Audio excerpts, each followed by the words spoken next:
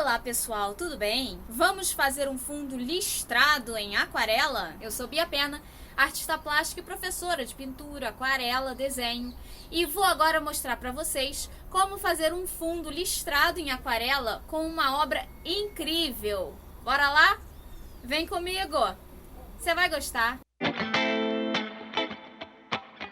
Bem, pessoal, primeira coisa, nós temos aqui o nosso papel de aquarela, nosso bloquinho, e vamos primeiro delimitar as margens desse desenho, ou seja, a região onde vai ficar o listrado. Nesse fundo, é importante a gente logo de início delimitar a borda, as margens do nosso desenho, para a gente saber até onde a gente pode ir, já que a gente vai fazer o listrado à mão livre, sem desenhar anteriormente. E agora eu vou usar esse pincel aqui, que é um pincel chato e macio para fazer as listras. Eu vou usar a própria largura do meu pincel para fazer as listras. Cada uma das listras vai ter a largura do meu pincel. Eu estou usando uma cor clara e um vermelho, tons de vermelho, rosa, porque o desenho que eu vou inserir em cima vai ser um desenho com folhas, ou seja, predominantemente verdes. O verde e o vermelho fazem um bom balanço de cores, criam um contraste interessante. Então eu começo sempre num sentido e depois venho no outro sentido, na horizontal. Em alguns pontos, como aqui, por exemplo, abriu uma luz. Então eu vou aproveitar esse acaso, esse incidente e vou usá-lo a meu favor. Vou deixar aquela área ali interessante, aquela luz aberta. Esse tipo de problema dá espontaneidade à minha obra. E eu vou até o final da folha fazendo linhas. Essas linhas não precisam ser perfeitas e nem precisam respeitar a mesma distância entre uma e outra. Não, justamente essas leves, ligeiras imperfeições dão essa espontaneidade no traço.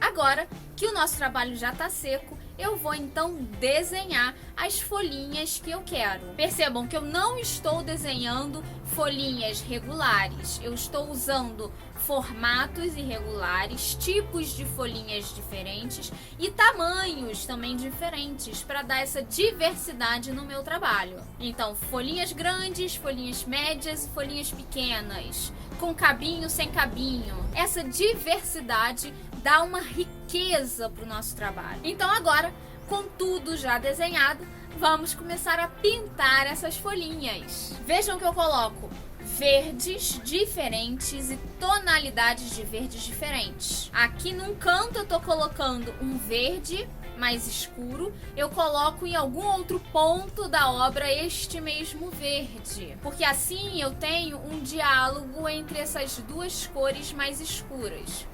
E o mesmo eu faço do outro lado. Eu coloco embaixo, coloco em cima também a mesma tonalidade, o mesmo tom de verde. Assim, não fica parecendo que é um trabalho isolado, tipo, a parte de baixo ficou totalmente diferente da parte de cima. Não, há uma integração. Assim eu consigo fazer essa integração entre a parte de baixo e a parte de cima. E aí eu vou colocando tons de verdes diferentes, tanto mais claros quanto mais escuros, tanto com mais azuis quanto com mais amarelos. E assim eu vou criando essa diversidade de tons. E isso deixa o meu trabalho super interessante visualmente para o espectador. Percebam como as listras que eu fiz no início, em tons de vermelhos e rosas, elas ficam aparecendo por entre os verdes.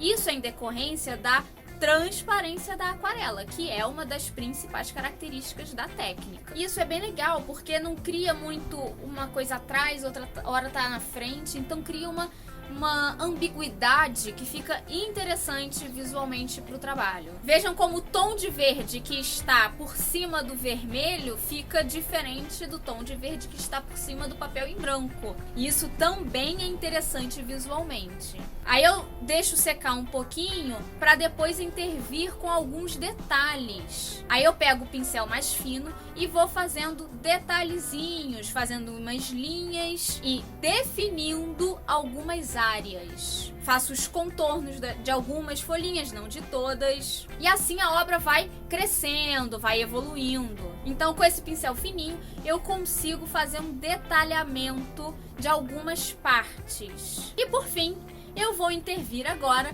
com a caneta nanquim. Esse recurso é muito interessante e dá destaque para os pontos que eu quero destacar, que no caso são as folhinhas. Então a caneta nanquim vai nos ser muito útil e eu costumo utilizar várias espessuras de caneta. Também, mais uma vez, para criar diversidade, para enriquecer o trabalho. E com a caneta nanquim eu vou fazendo os contornos das folhinhas e definindo elas, deixando-as mais definidas.